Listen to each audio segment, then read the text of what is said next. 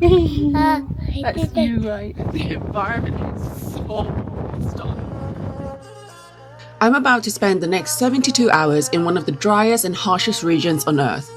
Home to two-hump camels and part of the ancient Silk Road. It's also where the very first dinosaur egg was discovered. So join me as I venture across one of the most extreme landscapes on the planet, the Gobi Desert in Mongolia.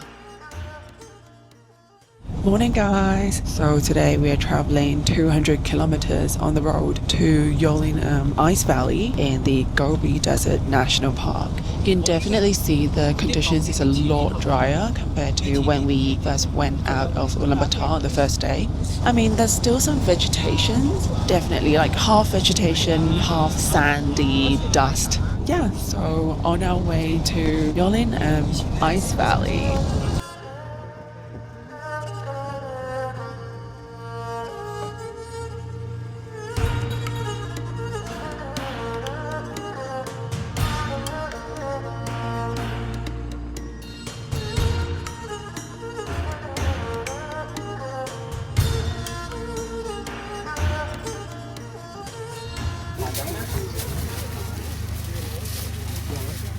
So just let me quickly show you guys what toilets are usually like in Mongolia. So usually it's like just a hole in the ground and there'll be like flies all over it. But to be honest, this is actually quite clean. When I think of the word desert, I think most people would imagine sand, dryness, and no vegetation. But this valley is actually within the Gobi Desert and it looks completely different. It's lush, green, and tucked inside a mountain gorge. We hiked about 7 kilometers across the valley and even saw yaks high up on the hills. In winter, this whole place is covered in ice, which is why its full name is Yolyn Am Ice Valley. I think it's fun. Alright.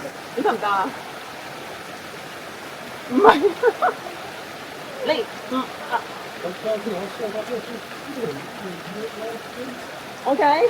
Okay, the rocks is quite slippery and I've got like 3 cameras on me. But actually this last bit is really fun because it requires you to use like both hands and you're climbing up and down. And whoa.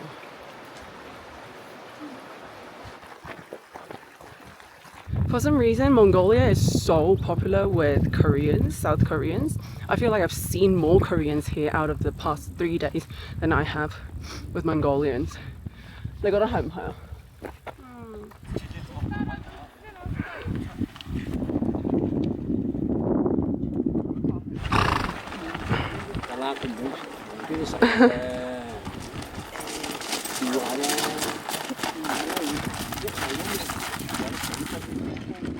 Hello.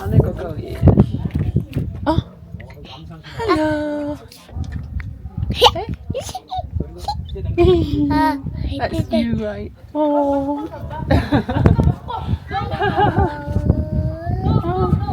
Bye. Bye bye. Day 3 in Mongolia, and tonight we're staying at a tourist camp, so let me show you guys where we are staying for the night. Welcome to my humble abode. And this is our Mongolian yurt tonight. It's super spacious. Look how much space we've got. So yeah, this is so much bigger than the ones that we stayed at for the last 2 nights, and it feels much more luxurious as well. Again, the dining area is separate, and the shower and toilets as well, where we'll be sharing with the other guests at the camp. There, next to our tent, there's the other tents where the other guests are staying. And then there's also the mountain range in the background. It's separate from our room, and we're sharing the bathroom and showers with... Okay, I've got a paparazzi. So much more spacious and... So just a 2 seconds walk away, this yurt here is where we are having our meals, and that house over there is where the showers and toilets are. There's so many Koreans here that the person at the till automatically used the translator from Mongolian to Korean. Quite interesting.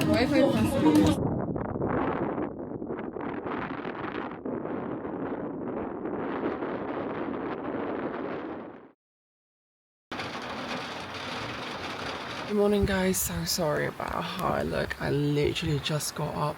It is now 6:15. As you can hear, there's like lightning, thunderstorm, and I got woken up by that. I literally saw one of the most beautiful sunrise. The sky is so cloudy right now, but somehow there's like this gap in the clouds and where the sun was like going up, and it's so beautiful. It's so weird because it's like raining so heavily right now. As you can hear, oh my gosh.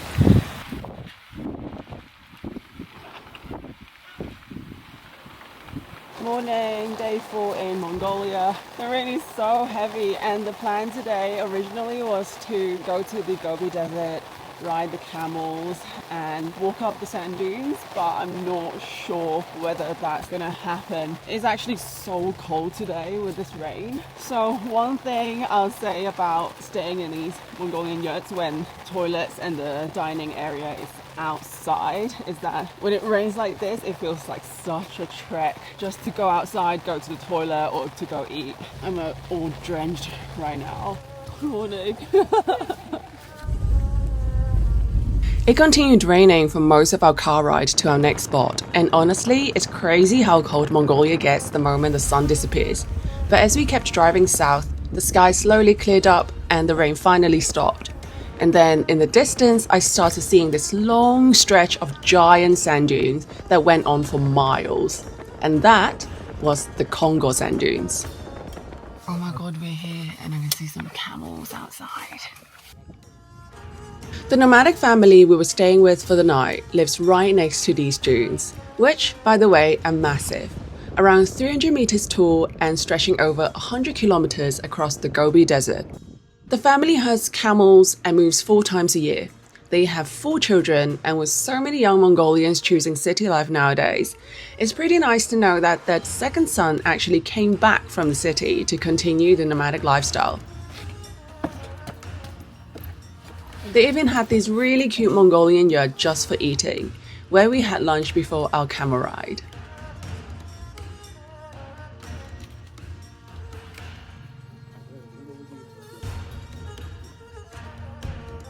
So the yurt that we're staying in for the night is the one behind me. I mean, inside is pretty standard and similar to the other ones I've stayed in for the past few nights. So if you haven't seen my other vlogs on this trip, make sure to go check them out. Oh no! It's super windy right now, but I hope you guys could hear me. But you know what my sister said earlier? She was like, wow, your jacket makes you look like a camel. Does it?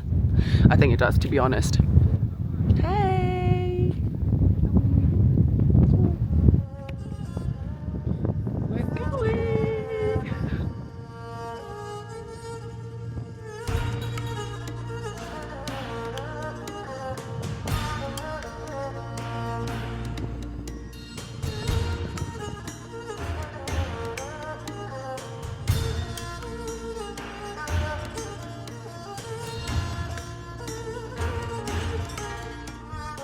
So right now we are riding to the Khongor sand dune. From there we're gonna hike up. I think the hike is gonna be about an hour, and then we're gonna view the sunset from up there. It should be really, really good because the sky has cleared up from this morning and the sun is beaming. Hi Dad.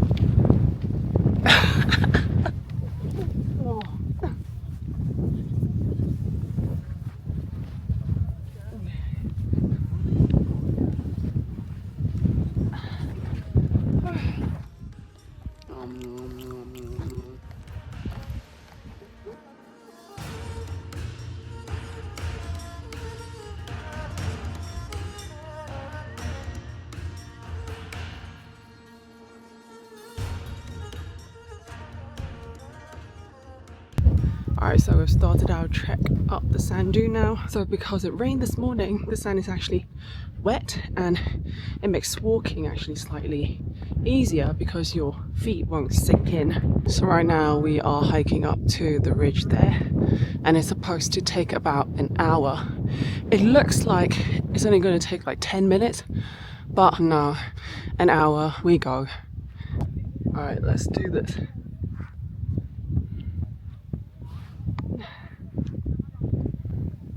加油努力，唔好放棄啊！仲有1個鐘咋？你搭住人哋啲腳印咧，會易行啲㗎。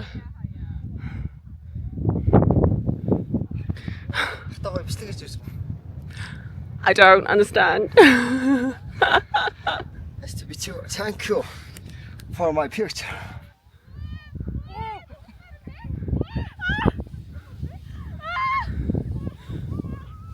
Lost 10 steps. Woo!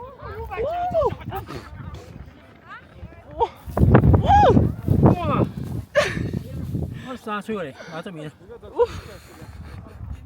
去到嘢 ，OK。向嗰邊睇，因為近面啊，啲沙出過嚟啊。Alright, let's try again. The sunset. Whoa! 哇！真係咁做。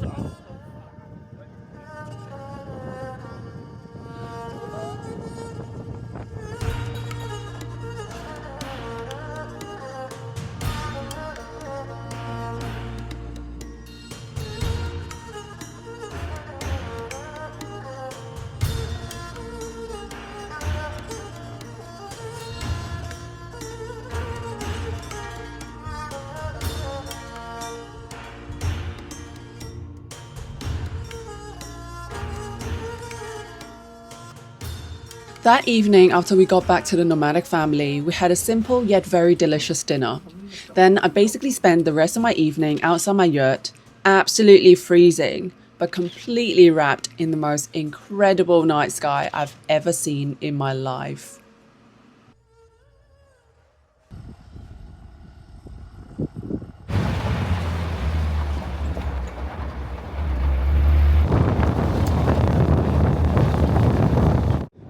Breaks in Mongolia on the road just like this. It's literally nothing for miles, and then suddenly there'll be a toilet. On the way to our next spot, we passed by this small random Mongolian town where I got to explore a bit. We then continued our journey down south to the Flaming Cliffs, where the first ever dinosaur egg was found, and also where we experienced the windiest day of our lives. Absolutely insane. The environment is so stunning. Dinosaurs' bones and eggs discovered by here. So I think this is the team that first discovered the dinosaur eggs in 1922. The expedition spanned the decade, but failed to find evidence of the origin of man. Its exploits, however, were blazoned across newspaper headlines when the first dinosaur eggs were discovered in the Gobi Desert. The winter of 1921-22 was spent at the expedition headquarters in Peking, exploring and photographing the city, making the necessary diplomatic arrangements, and preparing for an April departure to Mongolia. So we've now come to the cliffs and we're going to walk around where the first dinosaur eggs were found. Jesus!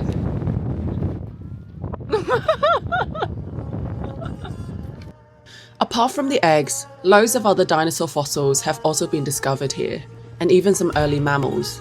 And if you look into the distance, you see some giant camel statues. Apparently they're there to honor how important camels were for trade and exploration along the Silk Road back in the days. Do you take US dollars? Yeah. How much? Yes. 5. 5? Yes. Oh, and then there's Chinese Khan.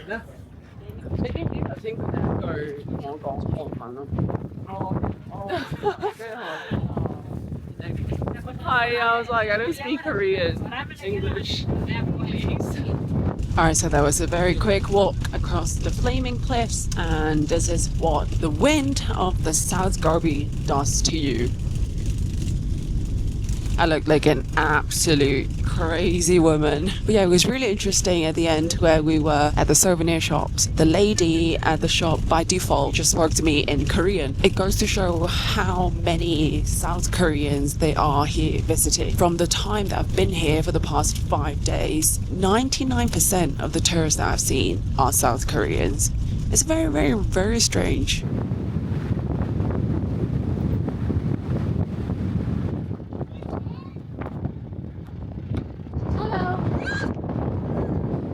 The Married Women's Deal is constructed of several distinct pre-cut pieces of cloth, including single pieces for the front, the back, the chest, midriff, and the skirt.